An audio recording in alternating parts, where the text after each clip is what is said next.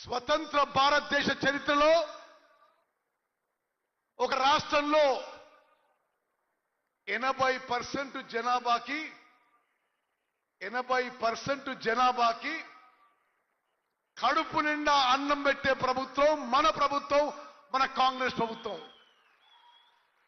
గౌరవనీయులు ముఖ్యమంత్రి రేవంత్ రెడ్డి గారు, గౌరవ ఉప ముఖ్యమంత్రి బట్టి విక్రమార్క గారు, మరి రాష్ట్ర మంత్రులందరూ కూడా ఒక చారిత్రాత్మక నిర్ణయం తీసుకొని, అక్కలు చెల్లెళ్ళు అన్నలు తమ్ముళ్ళు మీరు జాగ్రత్త వినాలి. ఈ స్వతంత్ర భారతదేశ చరిత్రలో 29 రాష్ట్రాల్లో ఎక్కడ జరగని విధంగా సంవత్సరానికి 13,000 కోట్లు ఖర్చు పెట్టి ప్రతి నిరుపేదకి, మధ్యతరగతి వాళ్ళందరికీ కూడా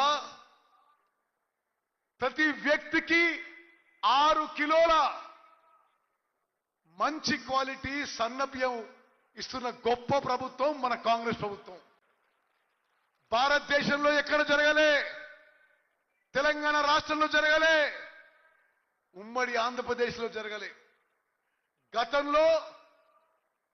గతంలో కూడా ప్రభుత్వాలు ఖర్చు పెట్టినాయి.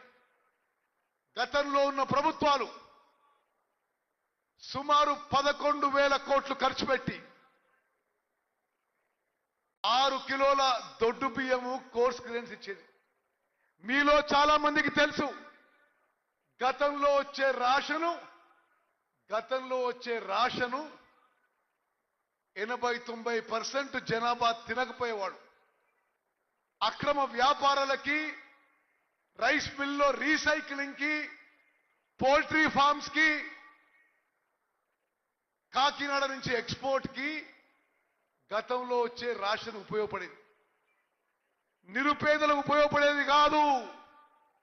ఈరోజు తెలంగాణ రాష్ట్రంలో 3 కోట్ల జనాభాకి ప్రతి వ్యక్తికి ప్రతి నెల 6 కిలోల మంచి క్వాలిటీ ఉచితంగా సన్నబియ్యం ఇస్తున్న గొప్ప ప్రభుత్వం మన కాంగ్రెస్ ప్రభుత్వం చెప్పి నేను మనం చేస్తున్నా.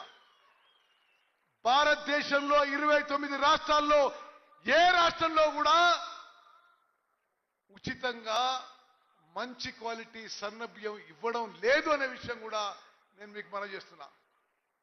ఇది అందరికీ ఆహార భద్రత కల్పించే విధంగా, మన తల్లి సోనియా గాంధీ గారి కల నెరవేరే విధంగా 80% జనాభాకి కడుపు నిండా అన్నం పెట్టి ఆహార భద్రత కల్పిస్తున్న మరి గొప్ప ప్రభుత్వం మన కాంగ్రెస్ ప్రభుత్వం.